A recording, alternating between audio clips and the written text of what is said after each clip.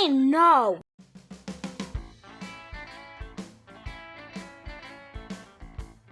Okay. Welcome back to the From the Fabricator podcast. I'm your host, Max Perlstein of Soul Source Consultants. And this is a podcast, season 2, episode 4, the April edition. Thank you very much for joining me. And I got a great show, and I'll get to the guests here in a moment. Just a couple quick pieces of housekeeping. Were you at BEC and GPAD? Hopefully you were. Hopefully I saw you. If I didn't, I'm sorry. Great events. Nashville was hopping. It really says never take these events, these live events for granted ever again after what we just went through with COVID and the lockdowns. So get to these events, including if you are watching or listening to this before April 20th, Top Glass in Toronto will be unbelievable. I'm honored to be speaking there. And I've always wanted to go to this event. Glass Canada does a tremendous job on it. Patrick Flannery is an amazing person, and this is going to be a good event. I'm looking forward to being in Canada for that one, and then back to Texas for my third time at the Texas Glass Association's TGA Glass Conference. It's the third one. These are always a great time. Full day of very interesting speakers from all over the industry, including a great keynote from Chris Taranto from the 13-Hour Saga in Benghazi, Libya.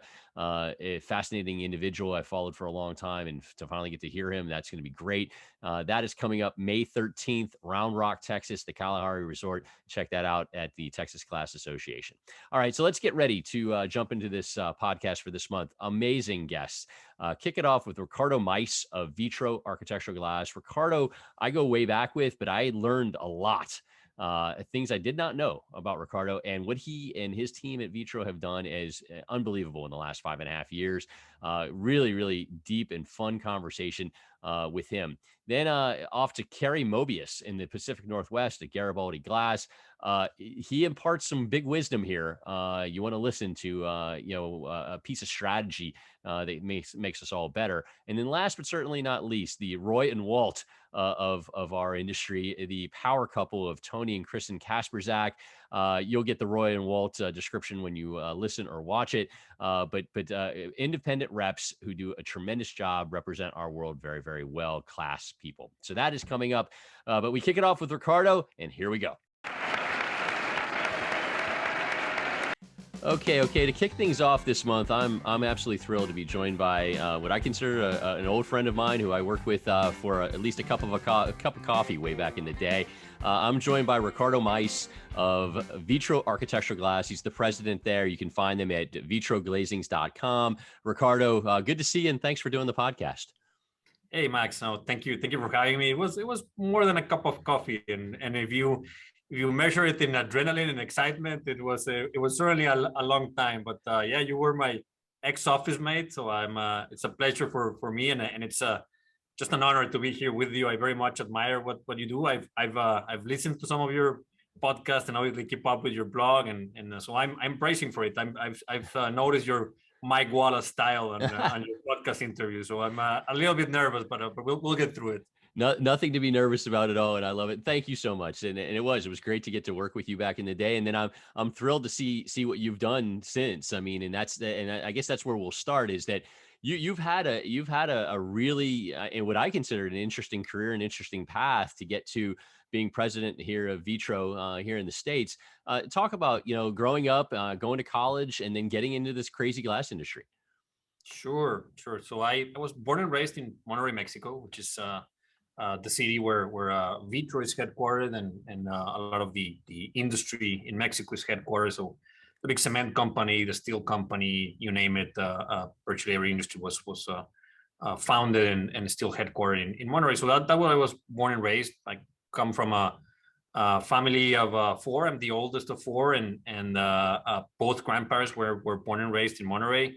Have a lot of uncles and aunts. So my mother was the oldest of 9, and my father was the third of 12. So there's a lot of Maiz people and Rodriguez people going around that most of them are my cousins. So I grew up in Monterrey, went to school, went to an American school. There's an American school in Monterrey. So I did get to learn the English language from a young age. I still have my accent. I don't lose that, but I can understand and make myself understood for sure.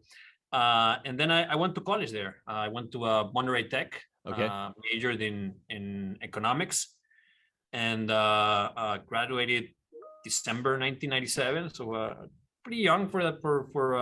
We only did 2 years of what we call high school. Now it's 3 years versus it's a little bit. It's almost the same years of study, but we had one less back then. So by the time I was 21, I was already graduated college and looking for what to do afterwards. And I wasn't ready for the professional life just yet. So I actually volunteered for a year right after college. Okay. So I worked at a church. I actually lived in a church in Wow. Buenos Aires, Argentina for a year, which was pretty interesting. It was 1998 in Argentina. Obviously, Argentina goes through a crisis every 10 years or so. That was one of those years. The exchange rate had just tripled, and it was a nice experience.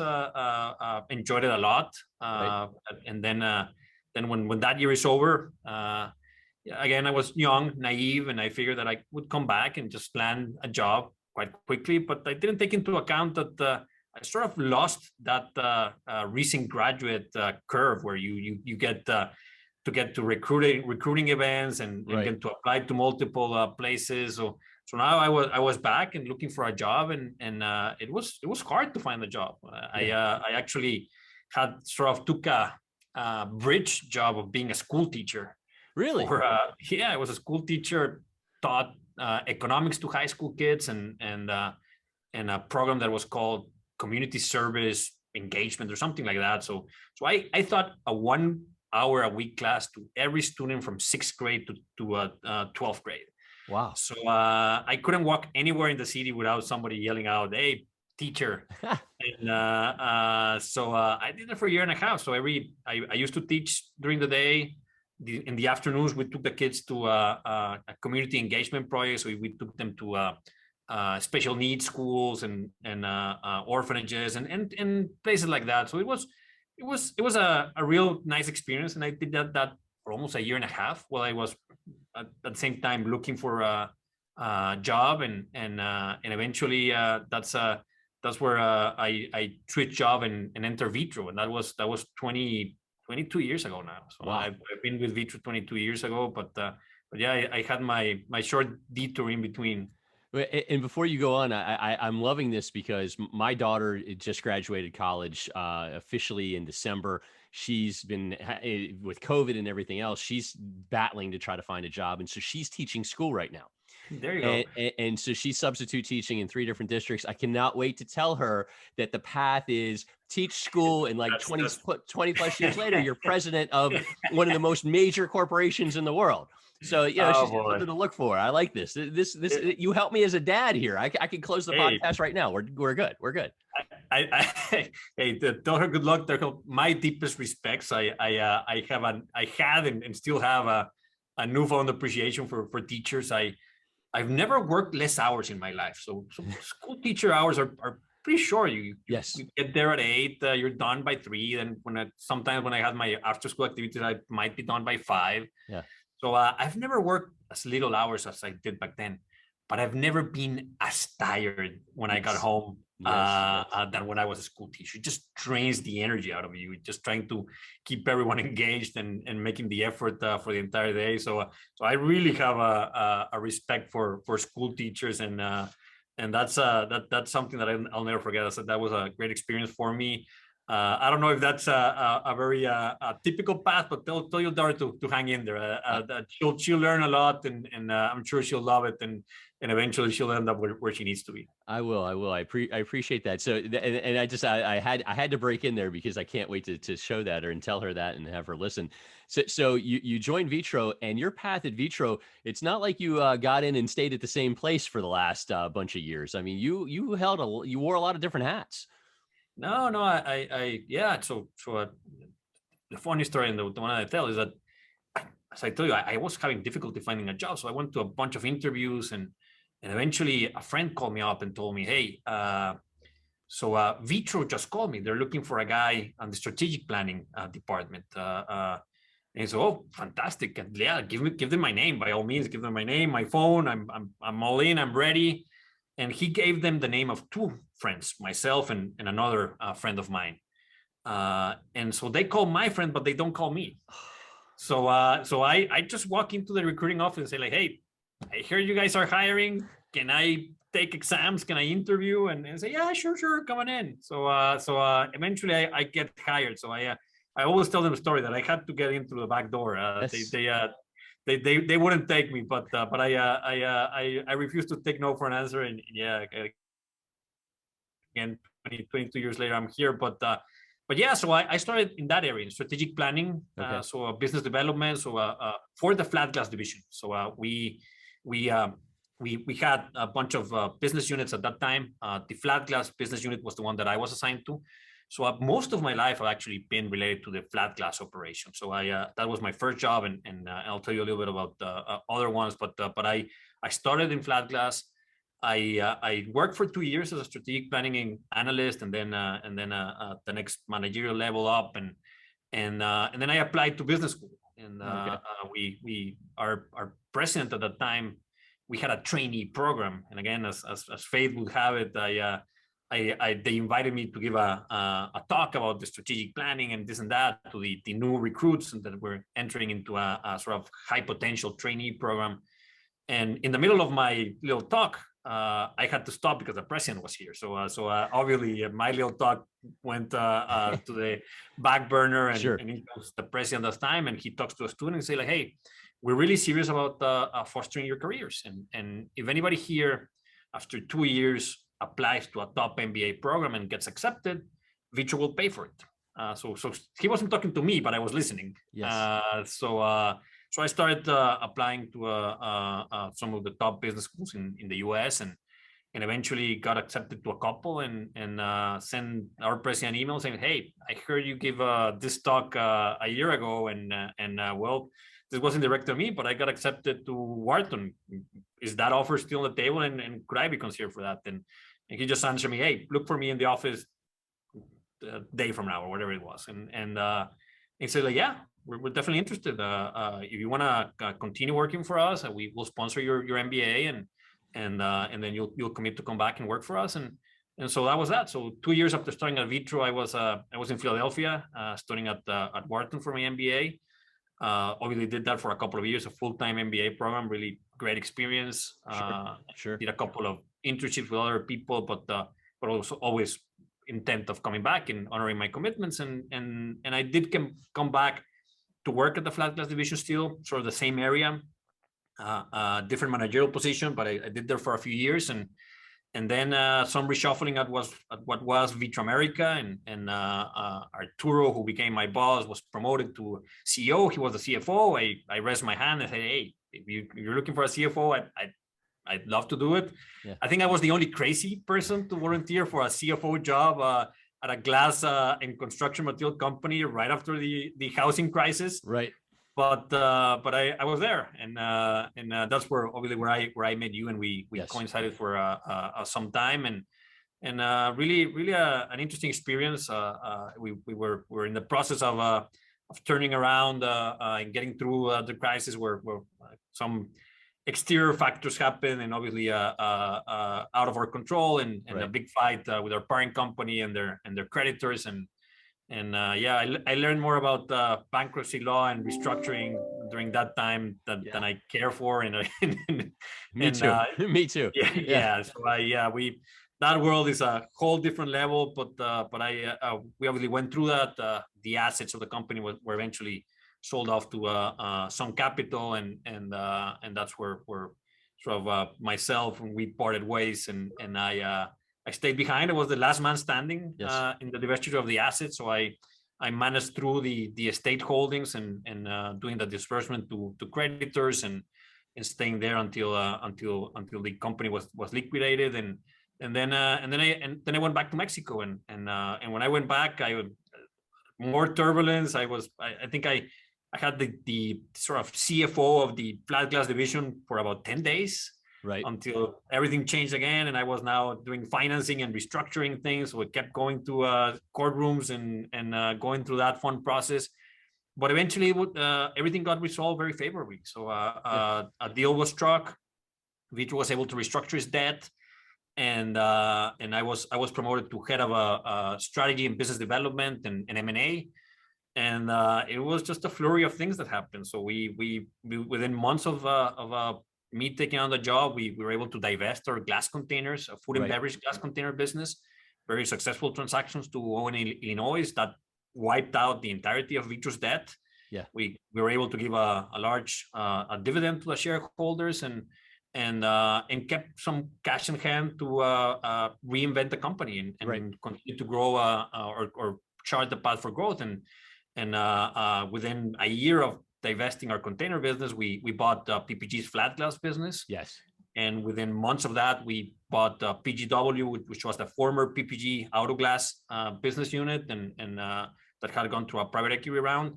And that happened all very, very quickly. It was a lot of fun, a lot of adrenaline. I was in charge of all that, and then shortly after we made those transactions, we sort of as a management and as a leadership team said, like, hey, we need to slow down. We need to digest what we've bought. We need to integrate the businesses, make sure that we capture all of our synergies and that management, that stability is in place. So before we go on another shopping spree, we need to do this. And at that point, my boss comes to me and at some point said, like, hey, well, you bought it, now you run it. So all of the promises that I got in front of the board and told them that we were going to do, now it was on us and on me to actually deliver. And we've been trying to do that for the past 5 years or so. And that's the amount of time that I've been living in Pittsburgh. So the transaction is 5.5 years old. And wow. And I can't believe it's 5.5 years already. Wow. October of 2016. Yeah. So time does fly. And now I'm here. I'm running the flat glass business, which encompasses operations in Canada, Mexico, the US, and a few overseas locations, obviously exporting throughout the world some of our proprietary MSVD coatings and stuff. But so that's what we've been doing, Max, for the last few years and days.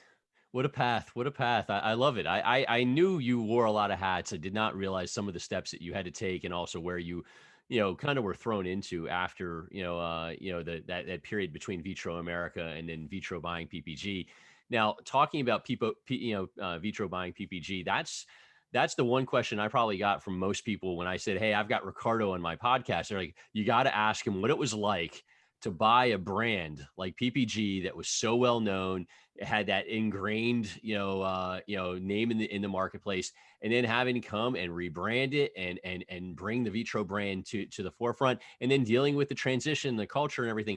What's it been like? First of all, I can't believe it's been 5.5 years, but what's it been like in this whole transition? That was a heck of a lift for you. Yeah, no. So it definitely been fun and exciting, and I think when Vitro decided to try to pursue this is, well, like, Vitro's always been a very, very good operating company. We're a manufacturer by excellence, and I think we run our facilities very well, and we're good operators. But we didn't have the wherewithal and the products and the capabilities and the R&D chops to really be able to export the business model and grow. So in order to do that, we could either embark on that path with all of that, what that entails, and the investment you would have to do in R&D, in developing products, in positioning a brand, or we could look for a path to acquisition. So I think things coincided. I remember the first time we met PPG, I was there, and I was with a colleague of mine who's just an eternal optimist, and I'm more of a realist, and tend to keep more of a poker face. But my colleague went on and on about, we're gonna buy PPG and we're gonna do this and we're gonna do that. We hadn't sold our container business yet. We didn't have any money.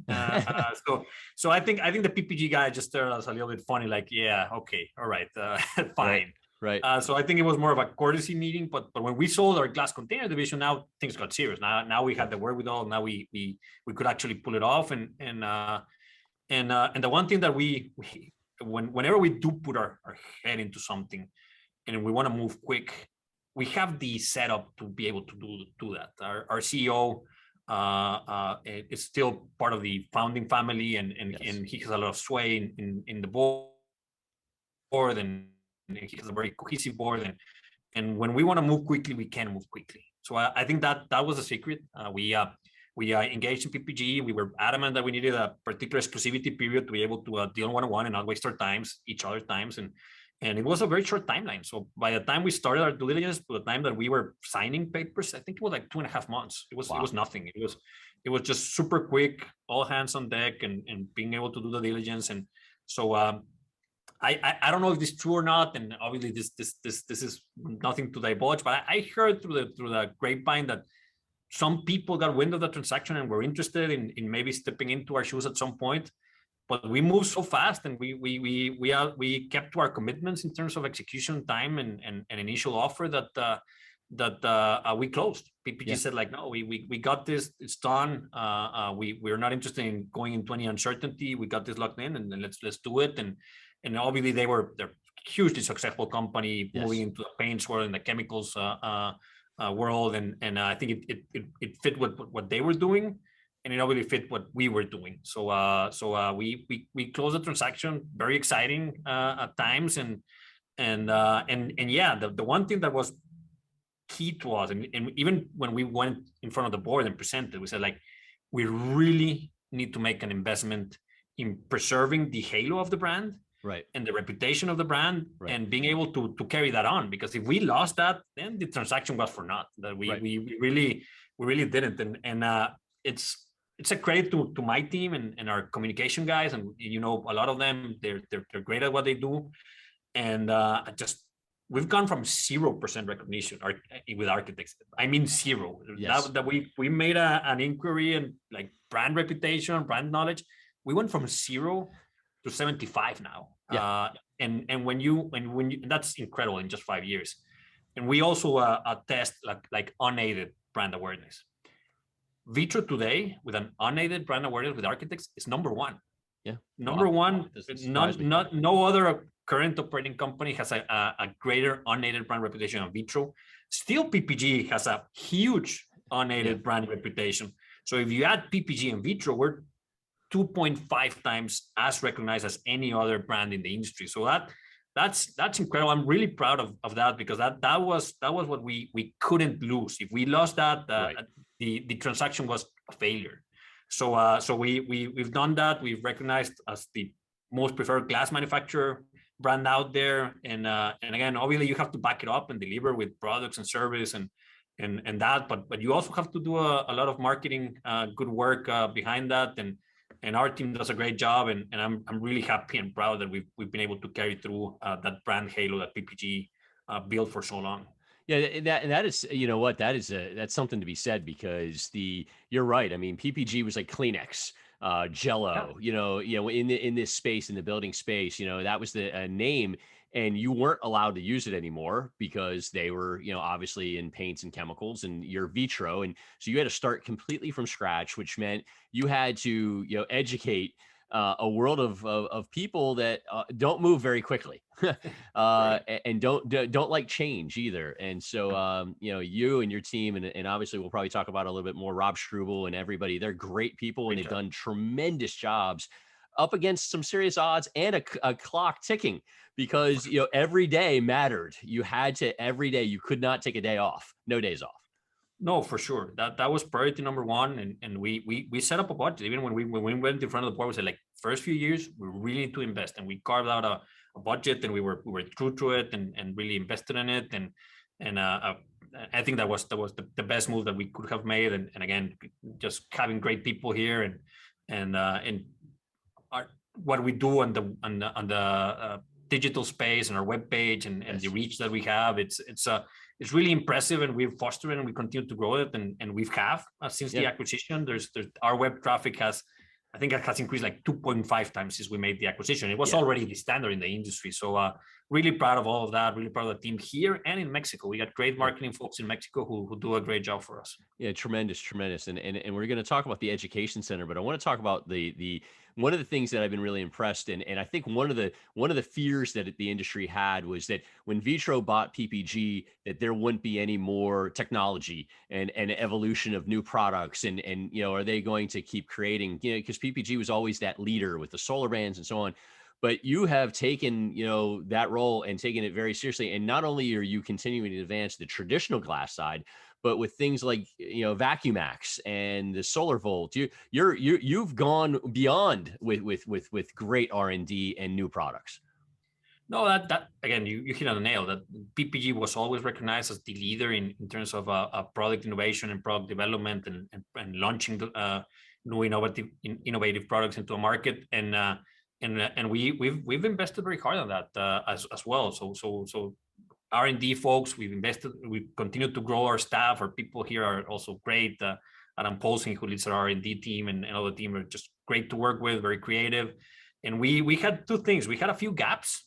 Right. In our portfolio, and we still do, and working on closing them. And then say like, okay, what's next? And there's only so much that you can do with silver. At some point, our Solar 190 product is an excellent product. At some point, will there be a Solar 120 or something like that? I'm sure there will be. But again, the marginal gains on just what you can do with regular MSBD, at some point they have their limits. And we're not an MSBD company. We're not a low E company. We consider ourselves the leaders in the commercial glass market space, and obviously participate in residential and automotive and other markets. But we consider ourselves a leader in that space. So we need to follow the tendencies that are going to go into a commercial building and residential houses, not what MSBD tendencies are. Sure. So that's a little bit where we started branching out, and we've done a lot of research internally, but that's not the only way that you can go about it. If you only depend on what you develop, there's a limit to what you can develop. You can't develop everything and anything. So we've taken different paths. We've invested in startups for different technologies. Some of them are a little bit more confidential. At one point, hopefully, we'll be able to launch some of them. But we've invested in startups. We've closed distribution and exclusivity agreements with people that have developed the product. Right. That we feel that's a market standard. So why would we work on developing if it's there? And what we do have is the marketing chops and the brand and the channel to be able to promote those products. So I think it behooves companies to associate with us, and it's win-win. Why not? Why wouldn't you take on that path? And tailwinds are all in that direction. It's not a question of if, it's a question of how fast. Right. So regulation and legislation and environmentally friendly solutions, they're all coming. They might have a super steep curve and happen very fast, or it might take a little bit longer, but it's not going in reverse. Nothing is going back. So we need to take a look at what's next, and what's next is probably VIG, and we've done the association with VacuumX and look forward to investing more on that space.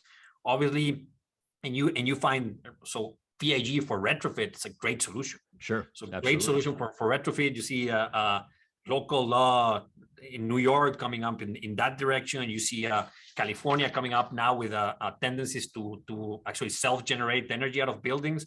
So that's where BIPV comes in. And again, is our current Solar Vault solution the end-all be-all? I'm sure it's not. That technology is going to continue to evolve. Yeah. But it's important to start somewhere and start in a place, and that will take us to a different technology, I'm sure, at some point, and a different product and something that's better.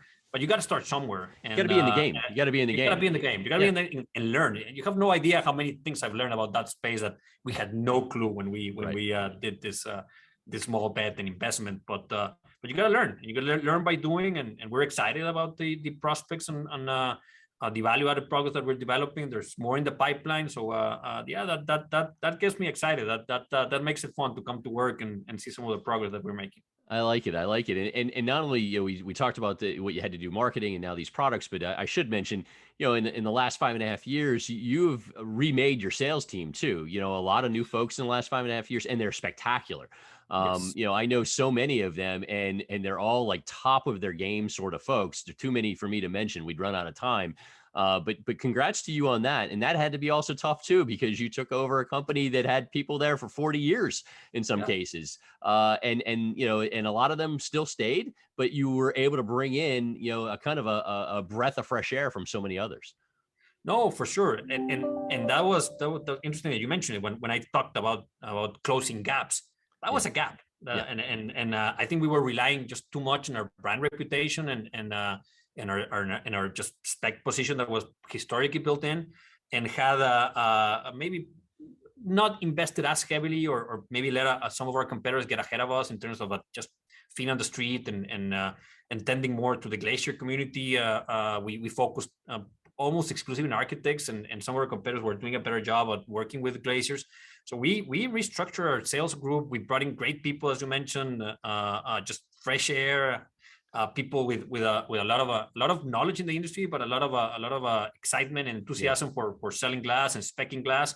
So that was definitely one of the gaps that we had to close, and we did, and again we committed to it, and I couldn't be happier. It's a great team. I think it's best in the industry, and I'm very proud of them, for sure. Absolutely, as you should be. So this year I started with in the podcast, breaking up the business questions with something fun. So I've asked people about movies and music and so on. You, though, I have to ask sports. Because that was the one thing that you and I, at least when we worked together, that was where we could commiserate and not talk about what was going on in the world. We could talk sports.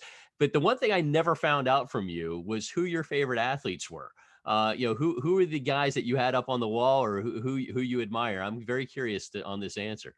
Yeah, I'm big sports fan. I wish I had more time. At one point, I can guarantee that I saw maybe 150 out of 162 regular season Yankee games. But yeah, I'm lucky if I get a few these days. But yeah, I'm big sports fan. My family has a big history in sports. I don't know if I told you this or you knew, but my grandfather used to own the Mexican League Monterrey baseball team. Oh, I did not know that. Wow. Yeah. So okay. Not to be confused with the New York Yankees. So it's the Monterrey Sultanes. It's the probably AA level league, but yeah, I grew around ballparks. So nice. A lot of my very fun memories are just growing around ballparks. So obviously big baseball fan, but I love football, basketball, so obviously soccer as a Mexican. But yeah, so some of my favorite athletes, baseball, to me, New York Yankees, Don Mattingly was nice. Sort of when I was growing up, Donnie Baseball. When I was growing up, so he was a lone bright spot in a very, very long cold spell for the Yankees. Yes. So it was a little bit of a bittersweet that when they finally won was a year after he retired in '96. So he retired in '95. They won '96, probably my favorite Yankee team. But I always admired him and liked him, just the way that he went about it, and really was a big fan of Don Mattingly in baseball. Football, a Cowboy fan, so Emmitt Smith. Okay.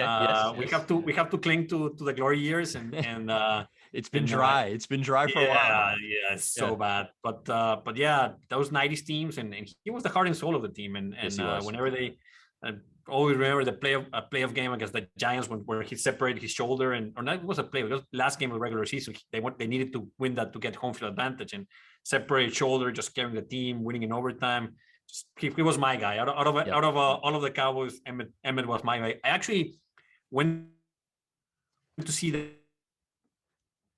the game live. So we timed it and saw like maybe by this week he breaks the record. So we purchased tickets, and we were lucky enough to actually game it right, and we got to see him break the rushing record live. That's your strategy and planning background, obviously. Yeah, we'll make numbers. Okay, he's not getting 100 yards per game, but if he gets 70, so we actually got it right. We were lucky, and he broke it against Seattle, and I was there in the stadium for that game. So just a funny tidbit. Basketball, I'm a big Spurs fan. Yes. So the big fundamental, Tim Duncan, he's my guy. Yes. Just ultimate leader and champion, and you hear very quiet guy. You don't hear a lot of him in the press, but everybody who speaks of him just share some awesome stories about just the way that he went about and bringing everyone together and the unselfishness. So definitely Tim Duncan. Hockey, I gotta take a tie between Sidney Crosby and Mario Lemieux. I gotta represent the hometown now. So, okay, yeah, absolutely. Sticking with the Pens, and for if there's maybe a Mexican League soccer fan in your podcast feed, my favorite player all time is from my hometown team, from the Monterrey Rayados, Humberto Suazo, Chilean striker, just the most awesome and clutch player that we've had. The most success in that team's history was when he was there, and it was just a pleasure to watch. Just creative guy, just different kind of player, and always came through. So those would be my set of favorite all time players. I love your choices all the way around, and I mean you have great reasons on all of them, and all interesting people, all champions too. And that's something to be said. I like it. All right, so going back to the business side, I talk a lot on my blog. I think I probably mention it every few months about the Vitro Education Center. I think that is absolutely outstanding. Your commitment to trying to educate the industry at a whole is huge. Where did this come from? Because I don't believe, maybe PPG did it, but they didn't do it to the level that you're doing it. What drove this? Well, obviously, it just helps educate the entire value chain. So architects, glaciers, other industry professionals, just being able to share the science behind glass and how to work with it. So really, we get 5,000 visitors per month. So I'm definitely a huge supporter of all of the digital efforts, and we hinted at that a little bit before. But just being able to help people understand what goes into glass, and obviously you know it and I know it, but when you talk to people about what goes into glass, people have little clue about what goes into the float glass process. Why is it called float? Obviously, people have no idea that a glass actually floats on tin bats, and we talk about sputtering and MSBD. So people have R values, U values, you name it. People have little clue to it. So I think it's our job to help educate them better, to help portray the value that we as an industry bring to the table, and that's very important to us. And obviously, if people are going to search online for glass or glass related topics, we want them to come to our website. Sure. And obviously beyond the education center, we have all of the design spec features and everything that they want to do that. And you can search any product. You can search our competitors' brands. You can design and try to spec with. We don't care. We just want them to come here, educate, compare, contrast, be able to make the best choice for you and your building or your house or your work. But if they're through the Vitro webpage and through the Vitro branding, that's ultimately a benefit to us. So we're thrilled to do it. We've invested a lot, and again, talking about just growth through acquisition, we've increased traffic 2.3 times since the acquisition. So that's huge. It was already quite visited. We've increased it 2.3 times, 58 increase year over year. Again, 450 people attending webinars every month. Our sample site, 3,000 users per month on our sample site. I don't know if you toyed around. We got a brand new toy called the Vitrosphere. I just saw that. I just saw that come through. There was an email blast, I think, yesterday. So I just saw that. Yeah. So in the design resources, if you enter there, you can enter the Vitrosphere. It's a really cool tool to use. You can design a building.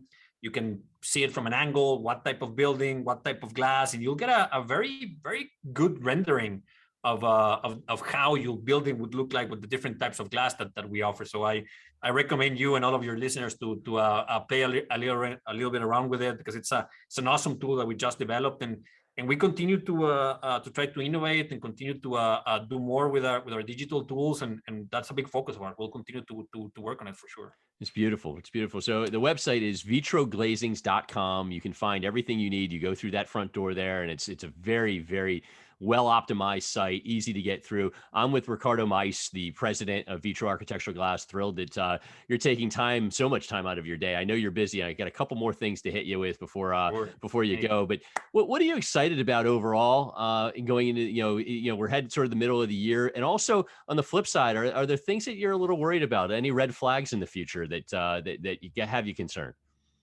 Yeah, no, excitement, obviously. And we touched upon it a little bit, just the new product development, the tailwinds that we have. And again, this is the reason that why Vitro about PPG, we have the products, we have the knowledge, we have the wherewithal to continue to evolve with the marketplace, and the market is constantly evolving, and I'm all for it. So if it means more triples, if it means more advanced coatings, if it means going into VIG, dynamic glazing, VIPV, I'm all for it, and I'm really excited about that. So that's really exciting. I think, again, all of the opportunities. We talk about the risks and a little bit of the downsides of COVID, and our office is going to return and our buildings are going to continue. and yeah, that might be a little bit of at least a short-term concern, but you also have a lot of tailwinds in terms of what glass needs to do going forward, and there's a lot of opportunities. Even again, we talked a little bit to retrofit and other initiatives. So I'm really excited about the future of glass, and even in automotive, we're doing, like, people probably don't think a lot about it, but there's going to be more and more electrical cars. Yes. And just think about de-icing your windshield if you are in a northern climate. You don't have the combustion engine to do that. That's now true. you actually need the windshield to help. So we're developing super cool products for the automotive space. Nice. That as the world shifts into electric vehicles, we'll have the solutions for that. So I'm really excited for everything that we're doing in all spaces with our value-added products. So that gets me really excited. That short-term concerns, the same that we all have. Yeah. Supply chain issues, labor issues, inflation. It's sometimes tough to keep up, and sometimes tough to get a handle on the day-to-day. I think we need to all be a little bit patient. And I know the industry has been very patient. We obviously track our service metrics and our delivery metrics, and I think we're doing well. I think we're doing okay, but we're not doing as well as we were doing 2-3 years ago, and that's a fact. And even though we focus on it, we invest, and we try to plan for it, the unforeseen these days is almost inevitable. And every day, this past 2 years, I've learned about inputs in our production process that I didn't know existed or were relevant, or we could run out of. Right. But we've gone through, and the Texas freeze just being one of the exacerbating features that we had last year. But we had so many episodes where I've been dragged into meetings like, hey, we're going to run out of X raw material. What is X raw material? What do we use it? Where do we use it at? And it's not like not like you haven't been around the business. I mean, that's the thing that's probably blowing you away. It's like, are you kidding me with it? What is that? Yeah. So I'm not talking about sand and soda ash. I'm talking about just like more of the obscure chemicals or whatever. And so we had a sole source out of China, and now we can't get it. Like, where else can we get it? And that's been sort of a constant the past few years, and it's not easing up at all. So that's certainly a headwind. Again, getting a handle on inflation, being able to hire enough people and getting them into our facilities, that's a struggle, and everybody is. Our customers are struggling. I'm sure our peers are too. But that's obviously the short-term issue right now. Yeah, it's tough. It's tough, and we're resilient as an industry. That you've been around, and I mean, people are, but the headwinds definitely get you frustrated and get you down. But all we can do is keep trying to communicate, work through it, and you just can't shut it down like a float line. You can't shut it down. You can't 24/7, 365 for 15 to 18 years. Yep, you got to keep plugging. All right, so last question. One of the things I really admire about your company is that the fact that you guys have stepped up to support things like the National Glass Association. Obviously, I'm connected to the NGA. I believe in the NGA, and Vitro has really always shown that desire to support the industry that way. And again, not everybody does that. Sometimes when companies, like for instance, right now, I mean, like you said, you're well known. You don't need the NGA for branding. That's for sure. But you guys continue to step up to the plate and support. A, thank you. B, why is that so important to you guys? Oh, my pleasure. And obviously, yeah, we talk about promotion, whatever, but the NGA does a lot, and it's the industry association. There's obviously things that we can't do as an individual company. We have to do as an industry. And obviously, you take even the example of last week's events in Washington, D.C., where I happened to be there for one of the 2 days. And those are things that I cannot go or I shouldn't be going and lobbying lawmakers as Vitro. We need to do that as an industry, and I think that's the rightful place to make some of our legislators aware of some of the advantages, the benefits, and some of the things that glass might be to the table as they consider new legislation and new requirements and so on and so forth. So that's definitely something that it has to be done through the industry. And again, if our industry is strong, we'll be strong. We need to get out there and have a cohesive unit and way of communicating to stakeholders, and I think the NGA is a perfect avenue for doing that. So we're thrilled to help anywhere we can. Obviously, we got great people here that have been longstanding collaborators to the NGA and the different associations. So talk about Paul Bush or some of our technical service guys who have worked in the industry and with the NGA for so long. And I very much like the leadership and Nicole and all the team. And I know we're thrilled to collaborate with the NGA and we'll continue to do so for sure. Big thank you on that. Absolutely. Absolutely. And you're right. Paul Bush does a tremendous job. Technically, Rob Struble does a tremendous job from the promotion, the glass build side, all of that makes such a difference. And I appreciate you, getting, allowing your people that leeway, to do things. And even little things like last week, Dan Plotnick speaking at an event in New York. I mean, that means a lot to the overall picture. So kudos to you. I really, really appreciate it, Max. And we don't have any intent on changing that. On the contrary, when we get any requests for assistance or help, we always try to be responsive, and we'll continue to do so. Thank you. And again, thank you for the time. I've been very fortunate to be joined by Ricardo Maiz, president of Vitro Architectural Glass. Again, can't stress enough to check out their website, vitroglazings.com. If you have not been on the Glass Education Center, especially if you have newer people, it is an incredible way to learn. And I'm looking forward to checking out the new gadget too. Vitrosphere, is that what it's called? Vitrosphere, yeah. I just got the email and I've been just running around. It's been a crazy run, so I will check that out too. So check out Vitrosphere. Thank you so much for your time, sir. I look forward to seeing you in person one of these days. I miss you. You're so busy. You come to events, you make your appearance. Everybody says, "Hey, did you see Ricardo?" I never do, but hopefully I run into you the next time. No, we'll do. This time, I know you're probably at BC. I was there for a little while as well, but it happened to coincide with the spring break vacation for my kids. So I just made a small appearance and then took some days off. But we'll catch up soon for sure. We'll catch a game somewhere. Absolutely. I look forward to that. Thank you so much for your time, and I appreciate all you do. Thank you for doing the podcast. Thank you, Max. Take care. Okay, next up on the From the Fabricator podcast, I'm thrilled to be joined by Carey Mobius of Garibaldi Glass. He's the president and CEO there. You can find them online at garibaldiglass.com. Carey, I'm thrilled I get to talk to you on a podcast. I saw you briefly in Nashville, but thank you so much for doing this podcast. Thank you very much, Max. This is going to be a lot of fun. Appreciate it. Absolutely. I've been a big fan of yours and your family. You guys have done amazing things, and really to kick things off, I say this to a lot of my guests, and it's shame on me because I don't get to know people, deep enough. But how tell me a little about your history. How did Carey Mobius go from point A to one of the most major players in the glass fabrication space? I wouldn't go that far, but thrown in, it's that old glass brat story, right? So following dad in the backseat of the car from 2 years old, but it turned out at the time he actually had a major heart attack at age 38. Oh wow. And so at that time I was just turning 16, I guess it was, and finished high school. And then it was 14 because he passed away shortly, about 2 years prior to finishing high school. And then at the very end of high school, about a week afterwards, found out that the company was in really, really bad shape. That was 1982 when there was 22% interest rates. Yes. So came back in, jumped into the company. 5 people were there the day I arrived. 2 of them walked away, said they're not working for an 18-year-old, and 3 of them stayed until retirement. Unreal. So probably actually, Max, one of my most proud things is that I can say that the 3 people who were there stayed through to retirement.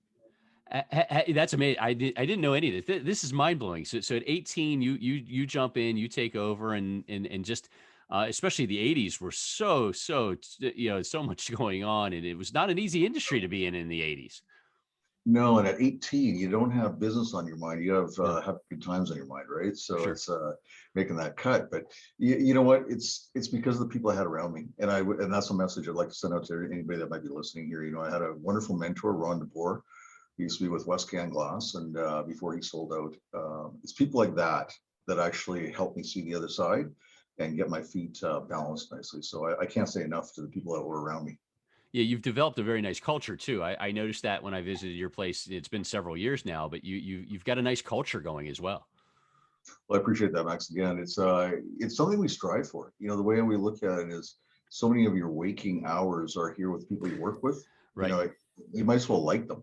right? So it takes a lot of years to build the culture and where we're going. And I tell you, that's what made my life a heck of a lot easier. If it wasn't for everybody that is here, I couldn't even imagine what I'd be going through. Sure. So let's talk about the company. It's Garibaldi. Obviously, I just saw you won a bunch of awards from Guardian Glass last week. You're very, very well known, great reputation, obviously. How's the company settling? How are things going? How's this year off and running for you guys? I got to tell you, and I've actually shared the story with a lot of people because everybody's commiserating right now, right? Figuring out where they're at. And I tell you, from the first day that COVID hit on March 17th, 2020, who was to see this was going to go on for 2 years?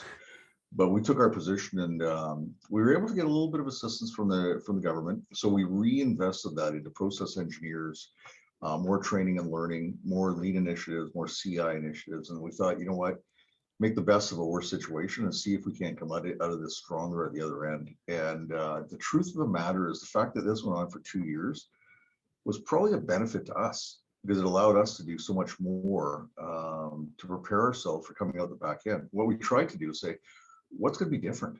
And one of the things that showed itself right from the get-go was staffing. So it wasn't so much, I'm not going to call it automation, I'd say simplification. It is really making life easier for everybody here so they're not strained and stressed. We've had the good fortune of having everybody on site and very little turnover. I really prepare ourselves for coming out of this COVID thing. Nice. Now overcoming that is something, very special, and you should be very proud of it. But now we're talking about, the challenges, and, labor is tough. Supply chain is even tougher. What are the things, amongst the others that probably keep you up at night? It's funny when I think of those things. Here's exactly what I think. I'm not alone. Everybody on the whole planet's in the same boat. Right. So we could sit here and say, woe is me, poor me. But you know what? It's everybody's in the same boat. So it's how do you get through? And the supply chain is only as good as the people you work with and your partner. So, one thing I would say is that we've always said we love to live a life of win-win-win. So our customers need to make money, we need to make money, and our vendors need to make money. So I think that our loyalty to North American product, as long as we have, has helped us in that regard. So supply chain is not being our issue per se, except when you're looking into equipment. Well, here's a good one. Trucks. We ordered some trucks a year ago, and 10 months later, they tell us you're going to wait another year and a half. Oh. Yeah, it's insane. It's insane. So with good fortune had it that pre-COVID, we put a lot of things in place for newer equipment, but it also gave us an opportunity to really maintain and build on our equipment that we had. So I would say going through the issues are, of course, labor is something that's not going to go away anytime soon. Right. That I can see. It's I think at the same time, if you're the right employer putting the right efforts in, I think you stand a better chance. So every day we ask the questions: what can we do differently? How can we make this a better place? Right? Because there's enough stress in the world; they don't need to bring it to work also.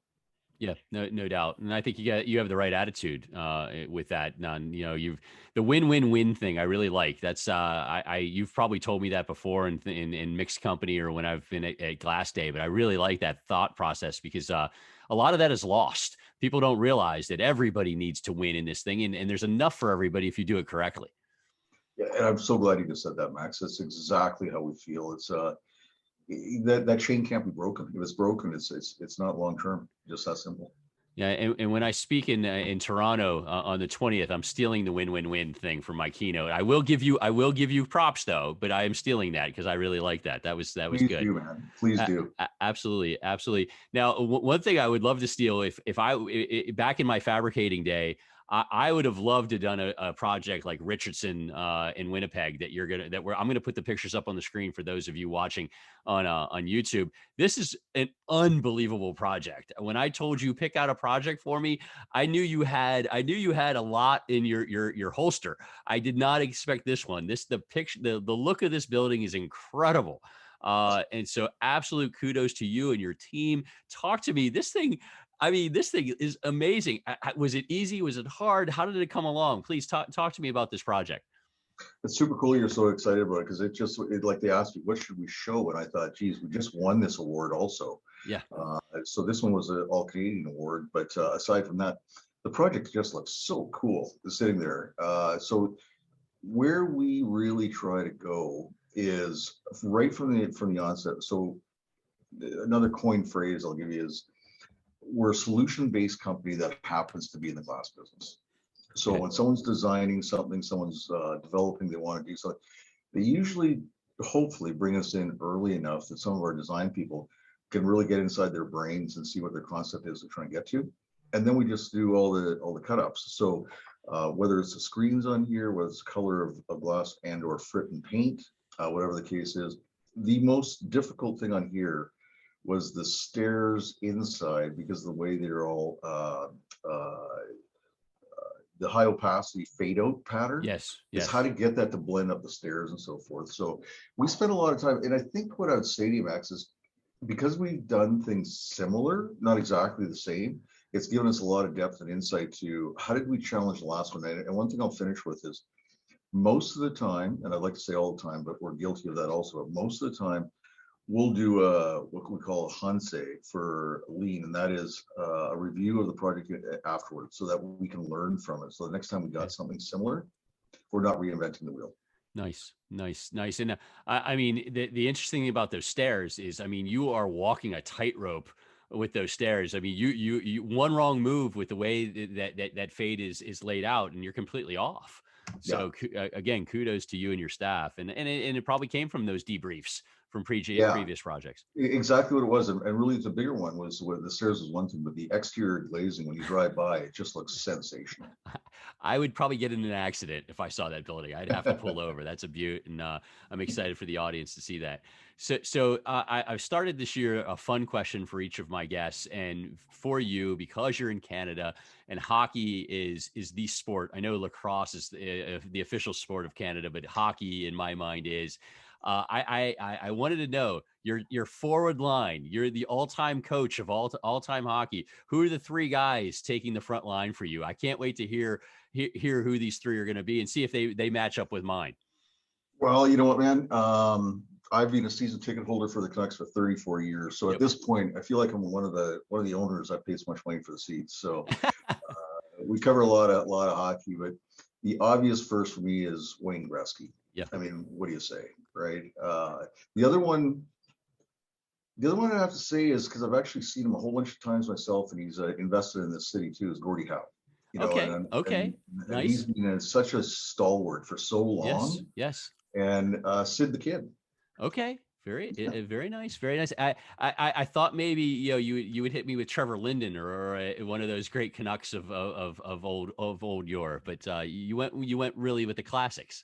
Yeah, you said the best line. So I'm very competitive. I want to win, so I got to make sure I got the best of the best. Yes. Well, I would have Lemieux because that's growing up in Pittsburgh. He's my guy. If he doesn't get injured, who knows what happens with his career. I would also have Gretzky, and then I would go with Messier as the third person on my line. So interesting. But I think you've got me, because the Gordie Howe thing, my recency bias puts me out a little bit. Gordie Howe was, he's Mr. Hockey. Exactly. So very nice. I like it. So what do you like about Messier? I like he could do everything, and I like the grit. I like the fact that he's going to be the guy who'll dig the puck out of the corners. He's clutch too. I mean, you need that clutch gene as well. So that's a great pick, man. That's a great pick. So plus he worked well with Gretzky all those years. So that's right. Yes, but my kid who in his hockey career wore 87 his entire life will not be happy that I did not have Sid the Kid on my my all-time favorite line. So I'll have to pay for that when he watches this. So now back to you and back to the company. I came upon, I think it was about a month or two ago, you guys do an initiative for the Children's Hospital there in BC. How did this come about? And it's wonderful. It's absolutely wonderful that you're raising money, and doing such a good thing for the community, which is not something our industry, is that active in, because we are so focused in our own world. How did the Children's Hospital events and taking them on as a charity come together? I'm actually super glad you asked me that, Max, because it's so near and dear to my family's heart and now our staff's heart. I'm going to elaborate on it for just a second. First of all, with my daughter, at birth, she was a preemie. and there was a near miscarriage, and we went to what was called then Grace Hospital, not Children's. And after that time, my wife was in there for 7 weeks, and she couldn't leave the bed, and there was it couldn't do anything. But they saved my daughter, who was one of my best friends. Sure. And it was just amazing. We refer to it as Chateau Grace because it's just, they're so caring. It's unbelievable. I didn't even know, I can't put it into words. We still go back there. Then we had another occasion about 3 years after that one of the guys that still works with me today after 24 years, his son got leukemia. And we always give a check to the charity, the TV charity for Children's Hospital. Okay. And his son wouldn't go to the hospital. He was scared out of his life to go to the hospital. So sure. We sort of tricked him a little bit into coming that one day for where we went for the event. And I just said, you know what, this check's way too big. I need a hand here, please. And so he grabbed the other end of the check. We walked up, we were on TV, gave the check for Children's Hospital. And I'm not kidding you, Max, the next day he went to the hospital on his own. And to this day, he still goes back to the children's ward to go and build the strength within them. Sure. Of what they're doing there. So it's just, awesome. It's a gift that keeps on giving, man. I can't say enough. And it doesn't matter what it is, but whatever it is that's close to your heart, it makes you whole. Absolutely. Kudos to you. Kudos to the team. The fact that you, again, you've carried it on, and you've carried it through all of these years, and that sort of need from these hospitals never goes away. And even though your situations have passed, you still remember it, and that's incredibly admirable and impressive by you and the team there. And thank you very much, Max. One thing I would like to say to everybody that might be listening is that we switched gears a year and a half, 2 years ago, because we've seen a lot of mental strife in society. So Children's Hospital also has a mental health side, and we actually designated our money because we've had people around us that have lost family members through mental health, and switched that. And I tell you, it was just the greatest feeling on the planet. That's huge. Mental health is so perilous right now in our world, our society, and so doing all you can do for it. Again, my gosh, did not know that, and that's huge. That's huge. Before I wrap up, again, I'm with Carey Mobius, Garibaldi Glass. Check out their website at garibaldiglass.com. Amazing projects up there. You'll also be seeing some of their projects post the Guardian Glass Awards from BEC. They won a few of those, so congrats on that. So with all of that going on, what's exciting you? What's got you excited for the rest of 2022 and beyond? What's the things that you're like, oh yeah, we're rocking here? You know what? That's a fantastic question, because it's still a work in progress. But I just traveled this last week again. I'll be traveling next week. I'm seeing far more optimism. At the same time, I'm seeing some doubt amongst people, because right now supply chain is so bad. All cost escalations are through the roof. But I think right now, what I would probably say to you, Max, is that, and I say this everywhere I go, the last 2 years has been held back demand, right? So what we're hearing is the architects are all hiring. There's interesting projects that are coming out. They haven't pulled trigger necessarily, but I think 22 will be sort of a ride through, and then 23, 24 feels like it's going to be just incredible times for everybody. So I hope we just hold our ground, for the first time.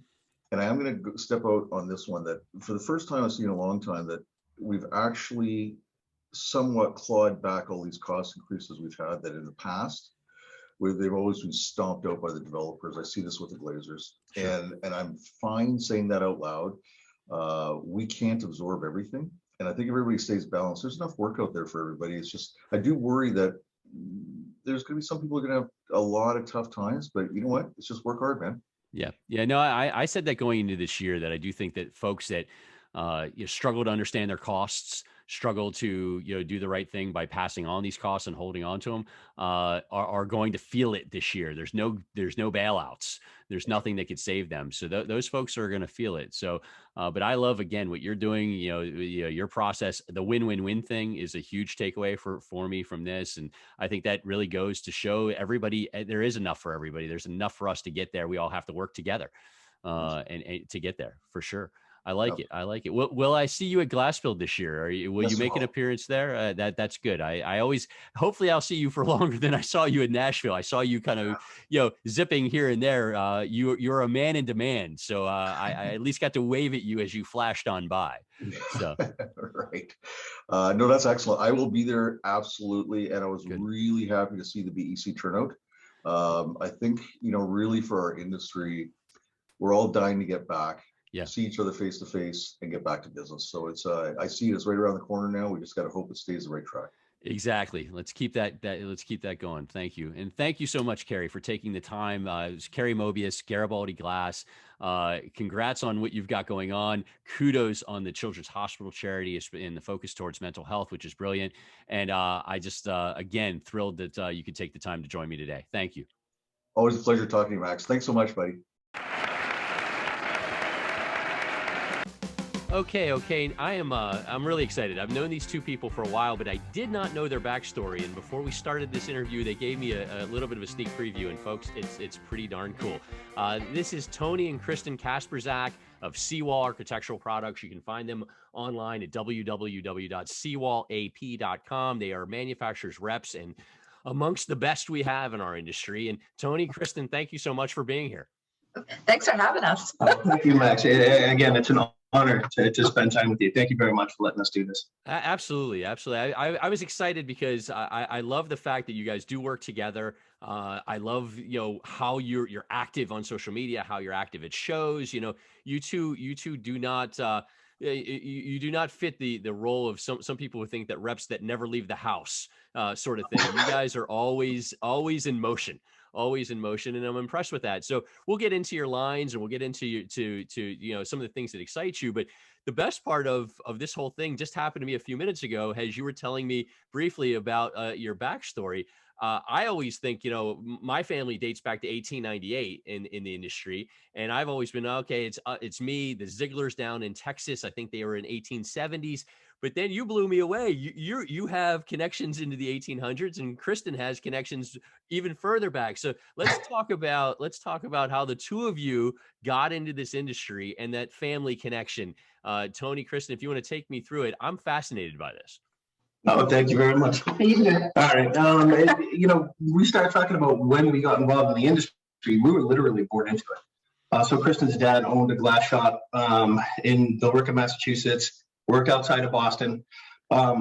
He hired me when I was 11 years old. So we grew up about 5 doors away from each other. So Kristen and I have been together, I'll say first grade when we met. So we've been together for a little while. But our family history, we go back, and our family was the first glass sales team in the entire nation. So as it goes back to the history of glass sales and manufacturing in the United States, there used to be a company called Boston and Sandwich Glass Sales. And what they would do is they would import glass from Europe, but they didn't manufacture in the United States. So going back to the 1840s, they opened up the first glass factory in the entire country in Sandwich, Massachusetts. So it goes back. You can go down to Sandwich and see the Glass Museum. It's nicknamed Glass Town. You can still walk the footprint of the original museum. If you walk the beach with a rake, you can still find some of the original glass because all the ports are still there. Right. But as Kristen and I did the research, Kristen found a picture of the first glass sales team, and that was my family. It was Foden and Company, I think. The name. It was Foden and Company. Foden and Company, yeah. And their house is still there, actually. Yep. It was up for sale. I know, we should have. Well, we have the picture of our family, so. So there's a picture of the right family, which was my family going back. And they didn't have artisans, they didn't have salespeople, they didn't have craftspeople. So they brought them in the 1800s in Cape Cod. So they brought in my family. So when you look at it, and as Kristen mentioned, the building is still there. And it has the big arch of the company name. And there's 3 generations of my family standing there in sales. They were the first glass sales team. Wow. But Kristen goes back over 100 years further than that. Kristen's family came in the second trip to settle Cape Cod in the 1600s. So the family lineage, we were written up in the Cape Cod newspaper. I'm trying to get for the 375th anniversary. So when they did reenactments, the Wright family and the Freeman family, which is Kristen's family, we were side by side for 375 years. So her family would kind of be the rabble rousers and start all the stuff with the Whigs and the Tories and everything else. My family was the one that was the head of the military, and our family has traveled to Manassas together and back and forth. So our family has literally been side by side for almost 400 years in the country. That's incredible. Yeah, it's the same. When did you get started in glass? We were born into it a while ago. Okay, you should tell the story about how we found out this to be, how we in our house in the cemetery. Well, we started up our company right at the downturn of the last crash. Okay. And it was perfectly bad timing, absolutely perfectly bad timing. So Kristen was working for Raytheon at the time, and we sat back and said, geez, should we continue with Seawall or should we do something else? So it just, as we're having this conversation, a commercial came on for Ancestry.com, and Kristen just looked it up. And we found all this information completely by accident. We didn't live on Cape Cod or anything else, but we had just moved to Sandwich. I think you had been there once. Yeah, once in my childhood. Amazing. So Kristen literally said, let's go upstairs. Your whole family is buried in the backyard. And then to find out that they were in the glass industry, that they started the glass industry in the United States with the first sales team. He said, this is serendipity. We got to keep going. Absolutely. That's such a great, it's amazing. Sorry, Kristen, what were you gonna say? Sorry. It was really tough though. I mean, it's a lot of work owning a business. Yeah, there's a lot of sacrifice, a lot of blood, sweat, and tears, not, having the best cars, the best house. You put everything on the line. No doubt. And so a couple things. One is not only are you amongst the best sales reps in the industry by far, but you were also the first in a way, the way the lineage works. So I love that. And then it does lead me, Kristen, you talk about how tough it is. And it is. I mean, anybody who bets on themselves, and I'm a big bet on yourself person. I love that angle. But anybody who does it, that stress and that pressure and that paranoia, that drives you. You're always afraid. I used to, joke with my wife when I started Sole Source, that listen, as long as the envelopes from the power company don't come in different colors, which means we're late, we're okay. So just, right. If you start to see different colored envelopes coming in for the bills, then there's a problem. But right. But when you do bet on yourself, it's tough. And also, I think we had those. yeah, we've all had them. Absolutely. Yeah, we no doubt we've all had them. But what's also tough is that when you do work with your spouse, I did work with my wife for a while. She was in credit and collections when I was back in my brother's company, the old Pearlstein Distributing, and then a little bit at Arch. But really, in the old Pearlstein company, my wife was credit and collections, and I was kind of in sales. And those are two areas that don't get along usually because I want to make the sale and she wants the money, which usually means the person's a deadbeat, and the deadbeat's like to buy from me, sort of thing. So it's just full life cycle. That's all. You just take the cradle to grave. It is. But I have to ask you guys, and I've asked past married guests that I've had on the show, how do you deal with the fact that you do work very closely with your spouse all day long, and then have to kind of shut it off and deal with the kids and deal with life? How do you guys deal with that? You want that of me? No, you haven't. We always have difficulty making decisions. That's absolutely. No, that's not true. Well, honestly, it's always been a dream of mine, and I've always wanted to work with Kristen in whatever capacity it may be. Both of us went through college with different degrees. Both of us had different directions that we were going to go in. But again, we were both rooted in glass. Yeah. But to work together, it's an absolute dream for me, and I love every aspect of it. Cool. It's nice that, again, we go back to our early childhood. First grade is kind of impressive. Yeah. So there's literally nobody in the world that I trust more than Kristen. And I hope she would say the same thing. But when I leave the office, I know everything's in the best possible hands. Right. We know each other better than any partner you could ever imagine. So whatever my weaknesses are, Kristen picks up. Yeah. Wherever she excels, I step back because that may not be my area of expertise. So we work really, really well together, but we come from a different perspective as well. Because again, it's never, we have to worry about someone who wanted to take over the company. We don't worry about power struggles. We don't worry about some of the things that you might in a traditional company. Personality issues. Even at the end of the day, we always said, we don't want to talk about this at dinner. And we do. You can't help it. Yeah. But the thing is, if either of us have a bad day, the other one knows why already. Right. So if we're dealing with a particularly difficult client, whether it be an architect, installer, fabricator, whatever it may be, a supplier, the other one already goes, oh, all right, I know that situation. I know why. Not only do you get a little bit of lenience because they understand why you had a bad day, but there's a different perspective that comes in and said, well, did you consider this? Yeah. Did you think of it this way?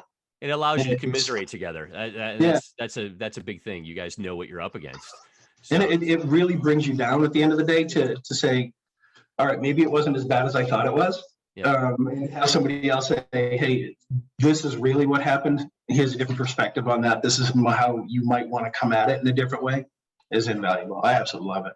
I'm thrilled, and something tells me back in first grade that that Kristen had lollipops and she was selling them and getting commission, and you guys were already a team back then, doing something, pencil erasers or something. You guys have had this thing going for a long time, all the way back to first grade. I love it. We'll even bore you with that story if you want. Yes. Yeah, we used to be on the same bus. We grew up 5 doors away from each other, so we'd be on the same bus. And naturally, I was the town top guy, so I had long hair and boots and leather jacket, the whole deal. And Kristen was every bit of the person she is today. So I would serenade her every morning on the bus and sing her Elvis songs on my Fozzie lunchbox. Wow. And I said, we're going to get married someday. And she would just kind of shun me away and say, absolutely not. I don't think so.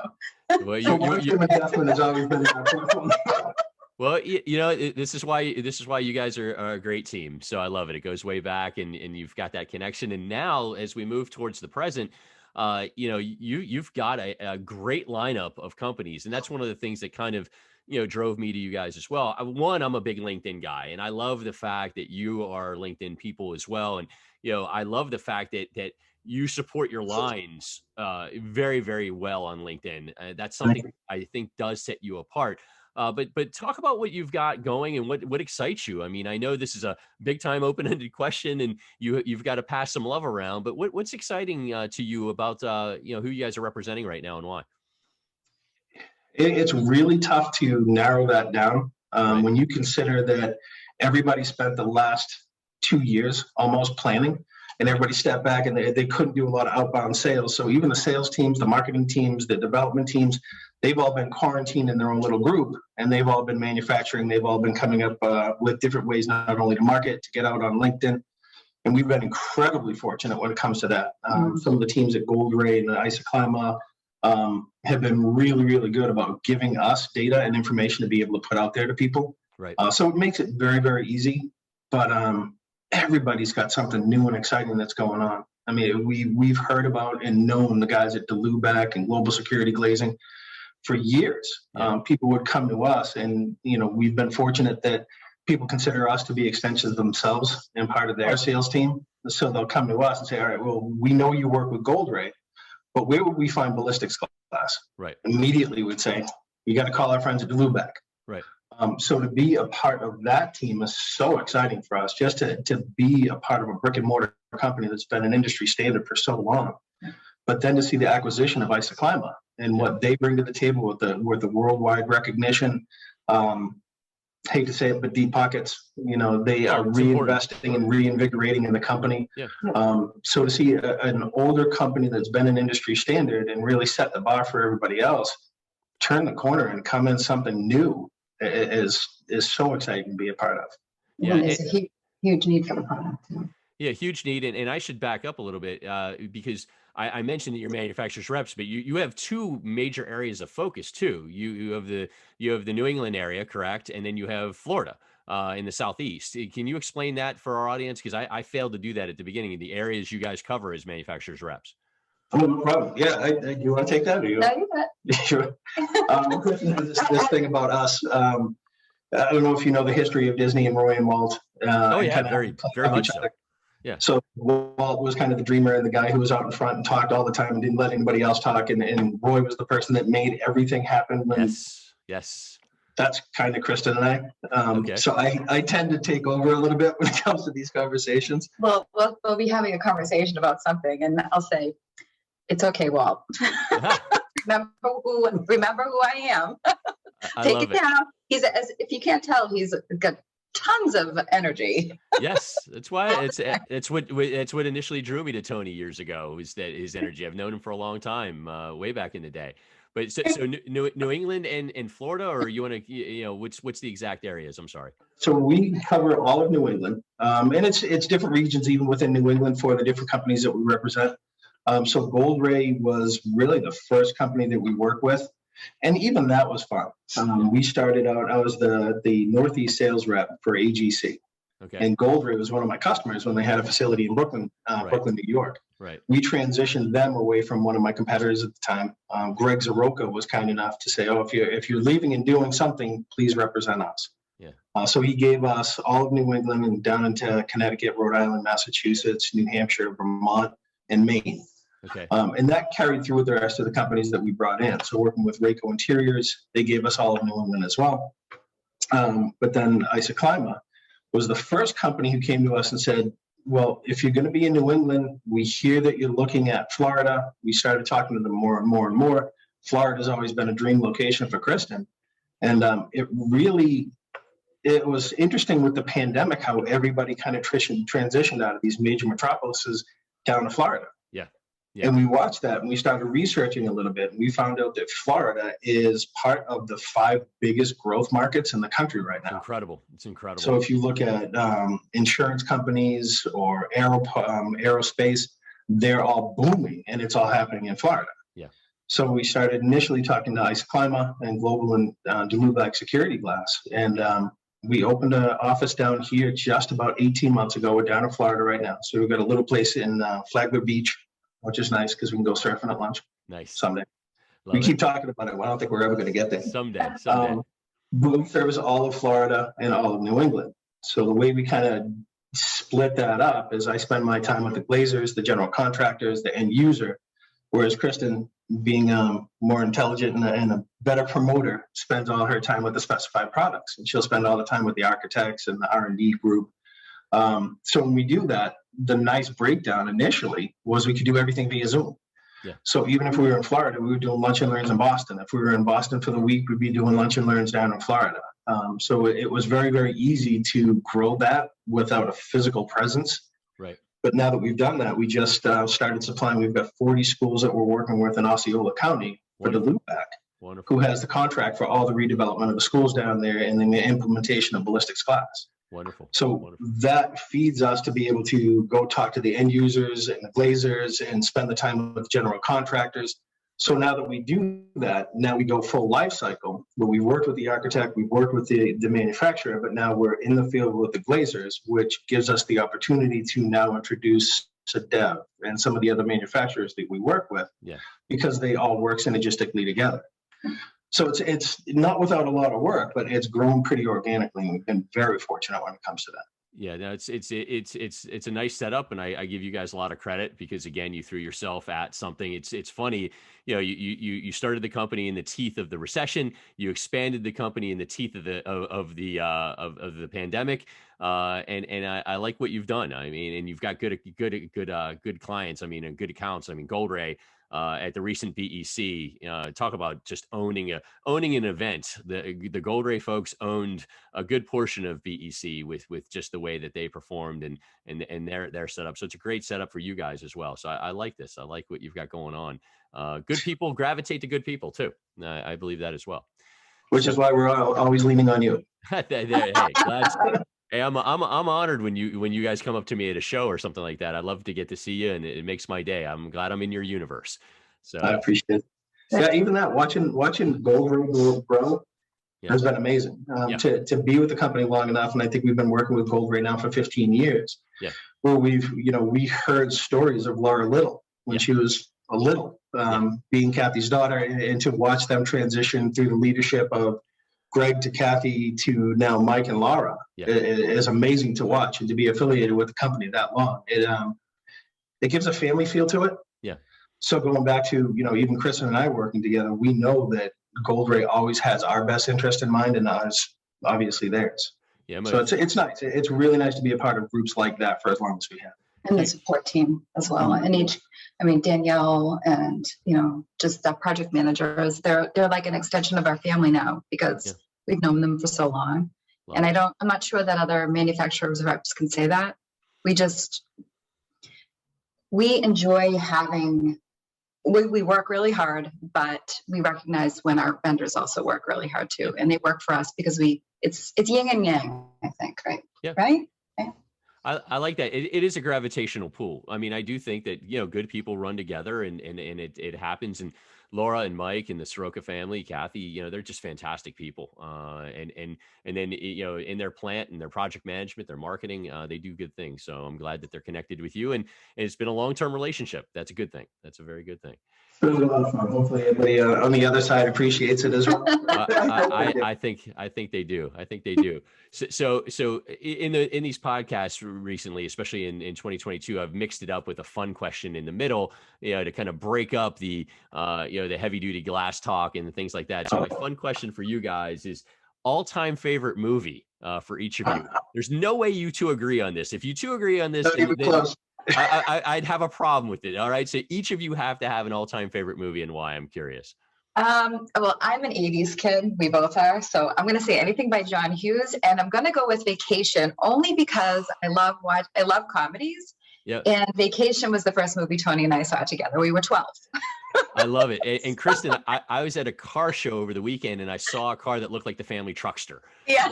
And I was dying. I'm like, oh my gosh, it's the Family Truckster. So I love it's embarrassing. I know every word of the movie. I'm like, my kids are like, Mom, seriously, how many times have you seen this? Like, I don't even know. It's embarrassing. I love it. Great choice. And Tony, everybody of our age, their parents at one point had an LTD station wagon that looked exactly like that Family Truckster. Yeah, absolutely. And Tony, yours? Sadly, I'm going to have to say Braveheart. I was going to say Fast Times at Ridgemont High. But I think I'd have to go with Braveheart. We'll go with I'll take the immaturity. Yeah, I don't know. Both work. I mean, Mel is great in Braveheart, but Spicoli in Fast Time at Ridgemont High that's a classic. I'm trying. I can't even remember his name now. But even the big football player that was there, Jefferson.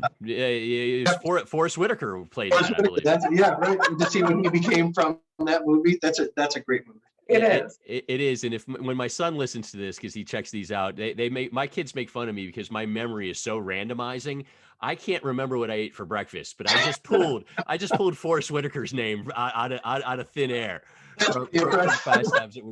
What a mess my brain is. I can only imagine what's going on up here. So, all right. I like it. I like those movies. So I have to ask you, you guys have both been around for a long time. You've done different things. Kristen, you've had experience outside the industry as well. What can we do as an industry to get better? Because especially the other thing I like is you guys deal in every part of the industry. You deal with glazers, you deal with fabricators, you deal with, component suppliers and with architects. But what can we do to get better in your opinion? I think actually, Tony and I talked about this a little bit over the weekend. I think there should be a little bit more of awareness of the blue collar industry as a whole, and in particular glass installation, anything related to this industry. I think people tend to focus a little bit more on the white collar side of it, but there's a lot to be, people can benefit from knowing a lot more about, I'm trying to say, I don't want to say it's a bad thing, but I think people tend to look down on the blue collar. Right. And it's not like that. I mean, I think we should get Mike Rowe in here and stop competition because it's needed. The jobs are, there's so many jobs, and there are some kids that are in college right now for basket weaving. I say that like I don't. But, they could be better utilized doing something in the blue collar field. And, not to bring the financial aspect into it, but they could be making a good amount of money too while they're doing it. Absolutely. And we need to bang our chests more. I think that you're dead on. I think that, the start is the International Year of Glass, but I do think that we need to really promote to the youth and really have more of an advertising campaign. I think that's what you're getting at, is to take that kind of stigma that people think that this is a miserable, awful place. But look at what we do. Without glass, you can't you can't see, basically you need glass to look out the window. There is no great replacement for glass. It's not like you're going to put plastic in that scratches, or replace it with brick or wood. Glass is it. And I think we need to do a better job. I think that's what you were going for. And I think you're dead on. We talk to a lot of people and they don't actually know what we're talking about. They're like, you mean you sell what? Like the glass that goes in the window? I'm like, look around. Everything that's surrounding you is sold by somebody or put in by somebody. And that's their craft and they're proud of it. So I think there just needs to be more of an awareness and more of an appreciation for the industry, I think. And the installation side of it, not just what we do. Absolutely. And it is interesting. There's some companies, United Architectural out of Ohio, North Canton, just had 44 high school students come into their place. Really? That's great. And spent some time, and now they're creating a program where they can come in once a month and see things, and maybe you shadow folks, and that sort of thing. We need to have more on a larger scale to be able to do what you're exactly saying, Kristen. We got to get out of this stigma, that we're a down and dirty, nobody wants to be here industry. So good call. Everybody knows about a carpenter. Everybody knows about being an electrician, a plumber. Yeah. But none of the kids that we grew up with knew what a glazer was. Right. And we've been trying to work with the Boston Carpenters Union, Glazers Union, to get them down into the trade schools and really say that there's a future in the industry. But not only that, like Kristen mentioned, the white collar side of it, the science side of it, the business aspects of it. Everybody looks at, a small curtain wall or something and says that's the glass industry. But nobody considers solar, switch glass, decorative glass, flooring, ceilings, Gorilla Glass. There's so much science and technology that goes into it that none of these kids know about that. So they're not looking at our industry long term from 16. Right. Yeah, no, I agree. So that's good call. And again, I'm with Tony and Kristen Kasprzak, Seawall Architectural Products. You can find them online at www.seawallap.com. See everything that they cover. And before we wrap up, so 2022, we're rolling through that. I cannot believe we're in mid-April at this point. How's the year going for you? And what are you looking forward to the rest of the year? It looks incredible. We say that tepidly and with caution. But we're looking at hiring new people. So we opened the office down in Flagler Beach, and we're going to have some new people coming in. We're interviewing right now. So we have a project manager and estimator in-house.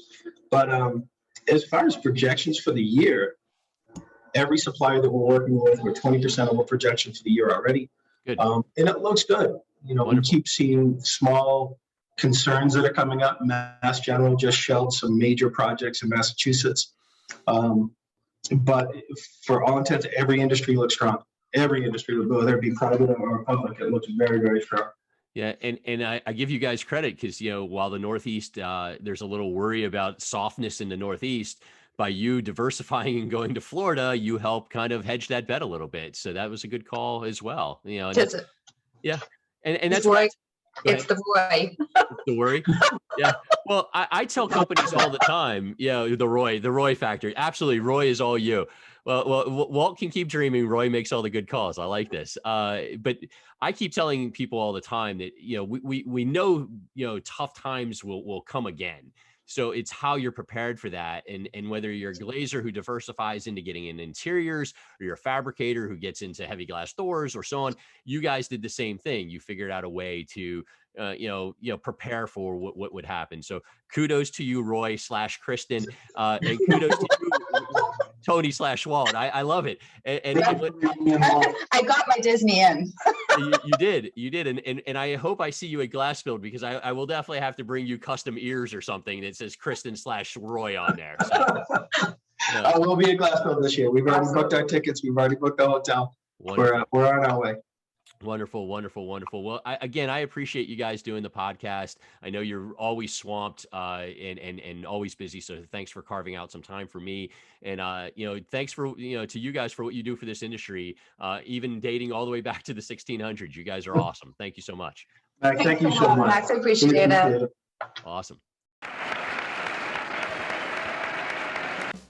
All right, that will wrap things up for this month. Another amazing time for me, and I hope everyone enjoyed these awesome guests. The next set of guests for May coming in a few weeks.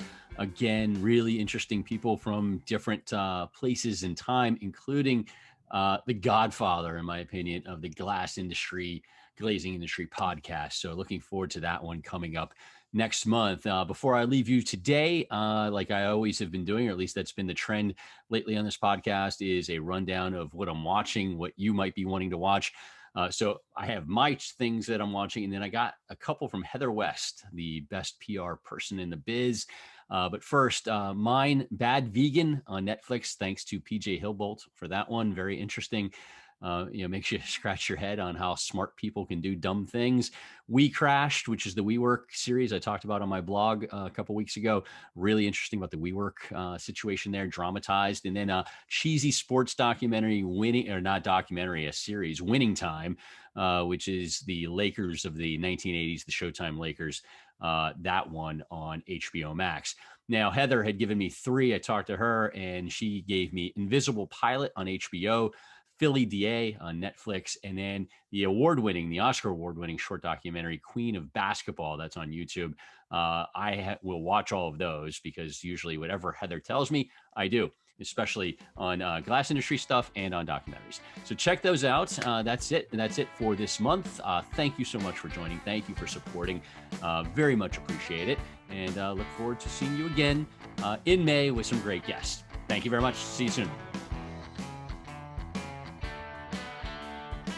Oh, the music is stopped.